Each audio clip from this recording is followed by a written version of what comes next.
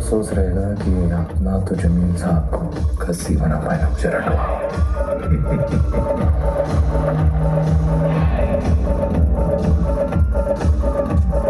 आम बलोचों के लिए आपकी जो नफरत थी वो तो जायज नहीं थी।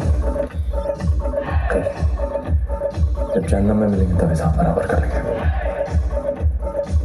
ए बलोच, इतना ओवर कॉन्फिडेंस अच्छा नहीं। एसपी असलम वो जिन